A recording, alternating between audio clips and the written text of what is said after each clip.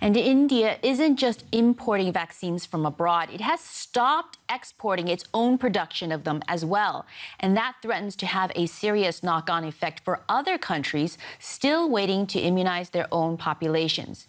India is a powerhouse behind COVAX, the international program coordinating vaccines to the world's poorest nations. About half of COVAX doses are on order from India's Serum Institute.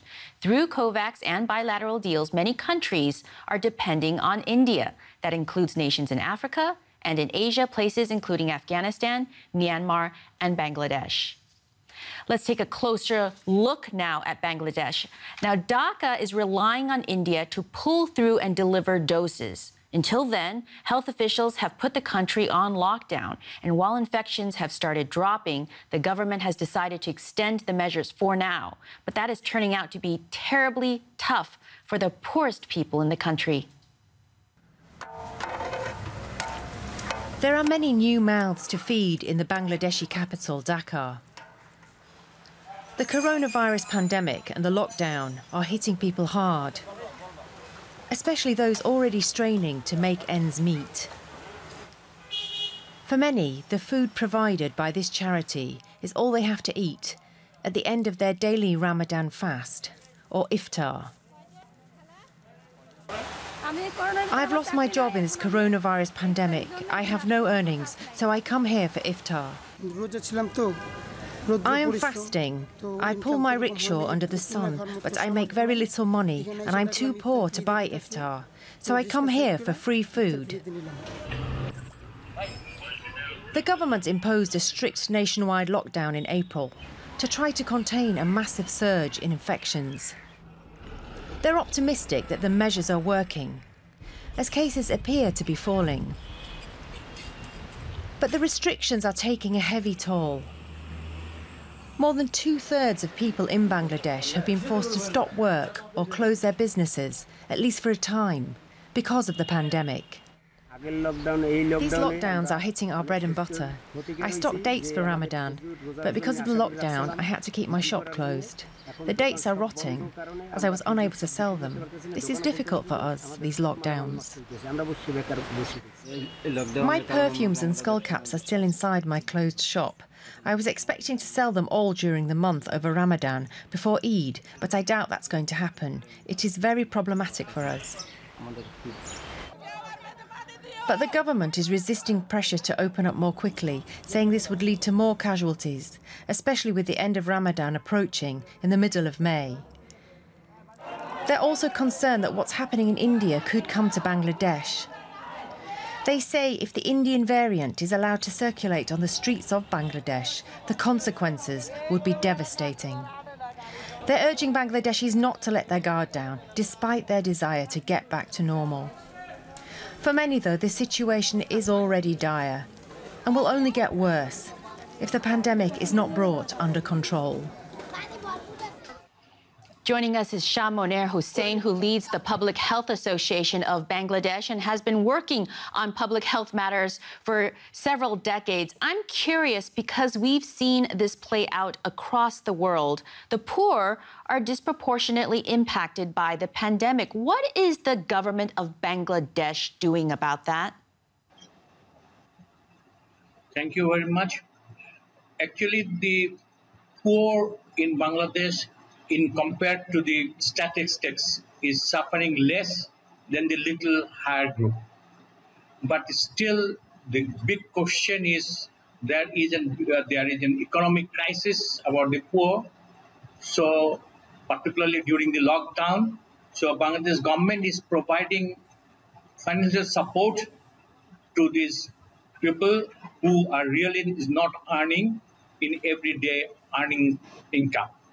That's one support is given by the Bangladesh government. There are a number of philanthropic organizations as well as individuals are also coming up to support this group, to increase the economic situations of these poor, those who are not working, who are working on a daily basis, and some of them already lose their job. So that is the important interventions provided by the government of Bangladesh. And as a public health expert, you know that the economic situation always goes hand in hand. Now, you've been tracking the pandemic from the beginning, and one thing I'm curious about is, are you worried about a surge after Ramadan ends later this month? Actually, the second surge has created a lot of problem. That has increases 30% positivity rate and after the second week of March. But fortunately, it has come down and positivity rate is not going slow. Now it is 8.97 positivity rate. But during the Ramadan, there are, and you know, we have a religious festival, the Eid festivals. There will be a lot of movement of the people from one place to one place. There will be a lot of movement in the market. That will create a new surge, may create a new surge after the Eid. Government is very much aware of the situation. So, as in public health experts, we are providing these technical suggestions to the government and how this can really mitigate this the future third wave, if really third wave, because we are already past the second wave. Right. Because in Bangladesh, the first wave was in March 2020. The first case was detected on 8th March 2020. And there was quite reductions in case detections Right. by a year time. So in February it was only 3 to 4%. So it's definitely something.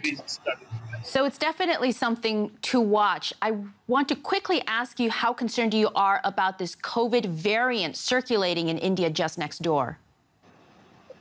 So for today's information, in Bangladesh, we could not actually identify the Indian varieties in our laboratory so far.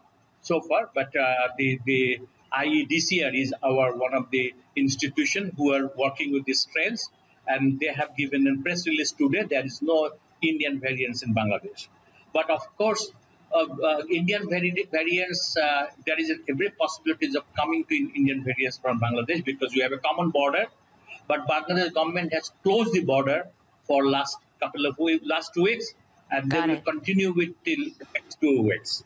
And that will give us the opportunity to decrease these Indian variant to be migrated in Bangladesh. To monitor the situation because you do have a long border. Shah Monir Hussain, thank you so much for joining us. Welcome. Thank you.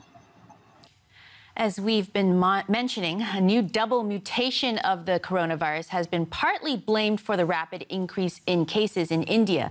And it's something that makes neighboring states such as Bangladesh particularly vulnerable. Experts say it is more infectious and deadly than earlier variants. Here's what we know.